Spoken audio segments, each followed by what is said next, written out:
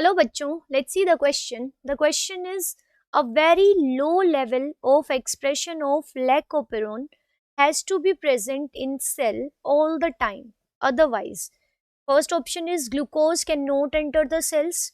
Second is water cannot enter the cells. Third is ions cannot enter the cells. And option fourth is lactose cannot enter the cells. So let's see what is the key concept to solve the question. So question में हमसे lac operon के बारे में पूछा गया है, तो हमें लैक ओपेरोन क्या है और ये कैसे फंक्शन करता है एंड इट्स फंक्शनिंग, इसके बारे में हमें पता होना चाहिए. ओनली देन हम इस क्वेश्चन का आंसर कर पाएंगे. सो लैक ओपेरोन क्या है?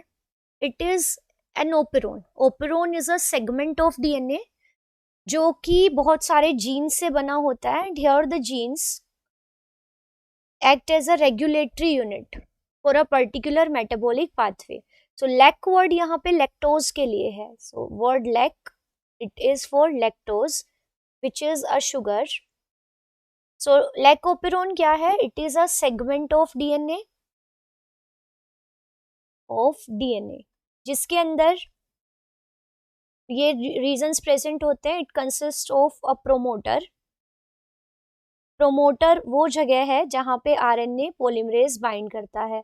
So for binding of RNA polymerase, and RNA polymerase is required for the transcription. तो आरएनए पॉलीमरेज वो एंजाइम है जो कि राइबोन्यूक्लियोटाइड्स को आपस में जोड़ता है with the help of phosphodiester bond. So इस एंजाइम को जो डीएनए से आरएनए की फॉर्मेशन कराता है, it is the promoter. Sorry, RNA polymerase. और आरएनए पॉलीमरेज जहां आके डीएनए पे बाइंड करेगा उस जगह को हम प्रोमोटर कहते हैं. देन यहाँ पे एक रेगुलेटर जीन मिलेगा, और यहाँ पे जो रेगुलेटर है जो लैकोपेरोन में है, that is called the I gene. I word यहाँ पे इनहिबिटरी जीन के लिए है, and it codes for regulator protein. और यहाँ पे रेगुलेटर प्रोटीन इस ओपेरोन को ऑफ कर देता है, तो इसलिए हम इसे रिप्रेसर कहते हैं. तो रिप्रेसर प्रोटीन के लिए ये कोड करेगा. देन यहाँ पे होते हैं स्ट्रक्चरल जीन्स. तो स्ट्रक्चरल जीन्स वो हैं जो पर्टिकुलर एंजाइम्स के लिए कोड करेंगे जो कि लैक्टोज के मेटाबॉलिज्म से रिलेटेड है. And there are 3 structural genes, Z, Y and A. ये 3 स्ट्रक्चरल जीन्स है. तो जी जीन यहाँ पे एंजाइम के लिए कोड करता है, and that enzyme is beta galactosidase enzyme. Y gene जिस एंजाइम के लिए कोड करता है, that is beta permease enzyme. और ए जिसके लिए कोड करता है, दैट इज ट्रांस एसिटाइलेज. तो ये 3 जीन्स 3 डिफरेंट एंजाइम्स के लिए कोड करते हैं. बट द थिंग इज, ये सारे के सारे एंजाइम्स लैक्टोज के मेटाबॉलिज्म से रिलेटेड है. तो देखते हैं कि ये कैसे होगा. इस ओपेरोन का हम स्ट्रक्चर अगर देखें तो ये डीएनए का सेगमेंट है. Operon is a segment of DNA जिसके अंदर तरह तरह के जीन्स होंगे. So it consist of a promoter. ये पी यहाँ पे प्रोमोटर के लिए है जो कि आई जीन के लिए है. यहाँ पे एक और प्रोमोटर हम बना रहे हैं जो कि स्ट्रक्चरल जीन के लिए है. ये ऑपरेटर रीजन है. So I forgot to tell you about this. तो यहाँ पे ऑपरेटर के बारे में और पढ़ते हैं कि और क्या होता है. ऑपरेटर रीजन होता है. ऑपरेटर वो रीजन होता है जहाँ पे आके रिप्रेसर बाइंड करता है. So for binding with repressor, जो प्रोटीन जो यहाँ पे जीन होगा, that is called the operator. O for operator, and there are 3 structural genes, Z, Y and A. So अब हम डिस्कस करें कि अगर ये ओपेरोन है, इन प्रेजेंस ऑफ लैक्टोज कैसे काम करेगा. सो इन प्रेजेंस ऑफ लैक्टोज ही अगर हम देख लें तो हमें इजीली ये समझ आ जाएगा. तो यहाँ पे जो आई जीन है उससे ट्रांसक्रिप्शन होगा, ये mRNA बना, और ये RNA बनाएगा एक protein, and this protein is a repressor protein. तो ये हमेशा ऑन रहता है. जो आई जीन है वो हमेशा ऑन रहेगा, मतलब ये हमेशा इससे रिप्रेसर बनता रहेगा.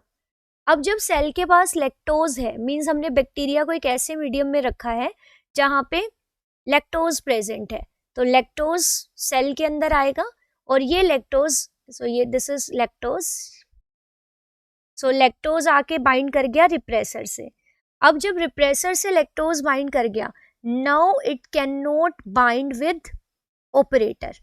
जब रिप्रेसर के साथ लैक्टोज बाइंड कर गया तो इसके अंदर ऐसे चेंजेस आएंगे कि अब ये ऑपरेटर से जाके बाइंड नहीं करेगा। लैक्टोज की एब्सेंस में ये जाके, इसका काम था कि ये जाके ऑपरेटर से बाइंड कर रहा था और इसको ब्लॉक कर दे रहा था। तो पी जीन पे, यहाँ पे प्रोमोटर जीन पे ये बाइंड कर गया RNA polymerase, so this is RNA polymerase. अब आरएनए पॉलीमरेज को पूरा एक्सेस मिल गया है, ये बाइंड करेगा प्रोमोटर से और ये इस पे मूव करेगा और मूव करके ये इन जीन से आरएनए बना देगा। So there will be formation of a polycistronic mRNA. So this is mRNA जो इन तीनों जीन्स के इसके अंदर यहाँ पे इंफॉर्मेशन है। अब ये वाला हिस्सा it will code for beta galactosidase and जो ये वाला पार्ट है ये कोड करेगा बीटा परमीएज के लिए और ये वाला ट्रांस एसिटाइलेज के लिए। अब इनके फंक्शंस भी अगर हम देखें तो फर्स्ट दो के ही हम देख लें तो गैलेक्टोसाइडेज क्या करता है, ये लैक्टोज को ब्रेक डाउन करता है into glucose and galactose. So beta galactosidase it converts lactose into glucose plus galactose, जो कि बैक्टीरिया के लिए एनर्जी सोर्स का काम करेंगे। Glucose plus galactoside, glucose plus galactose के लिए ये काम करेगा, ग्लूकोज प्लस गैलेक्टोज। जबकि परमीएज क्या है, परमीएज परमिएबल बनाता है, it makes the cell permeable for the entry of lactose. So makes bacteria और bacterial cell permeable for lactose. और ट्रांस एसिटाइलेज एसिटाइलेशन करता है, अगर लैक्टोज के साथ उसके कोई आइसोमेरिक फॉर्म एलोमर्स भी सेल के अंदर आ जाएं तो उनको ट्रांस एसिटाइलेशन करता है। तो हम यहाँ पे देख रहे हैं कि permease is required for the entry of lactose into the cell, but जब तक लैक्टोज सेल में एंटर ही नहीं करेगा तब तक परमीएज बनेगा कैसे। तो इसका मतलब है कि ये जो ओपेरोन है हमेशा ये लो लेवल पे ऑन रहता है, even in absence of lactose it is always on but at a very low level, क्योंकि अगर ये बिल्कुल ऑफ होगा तो there will be no formation of permease, और परमीएज ही नहीं है तो सेल कैसे अलाउ करेगी लैक्टोज को। तो थोड़ा बहुत परमीएज हमेशा बनता रहेगा ताकि लैक्टोज आए, और लैक्टोज के आने की वजह से ये बिल्कुल फास्ट फॉरवर्ड हो जाएगा और पूरी तेजी से ये काम करेगा। तो हमें पता चल रहा है कि इस ओपेरोन की एक्टिविटी लो लेवल पे हमेशा बनी रहती है, क्योंकि तभी लैक्टोज सेल के अंदर आके इसको पूरी तरह से ऑन कर पाता है।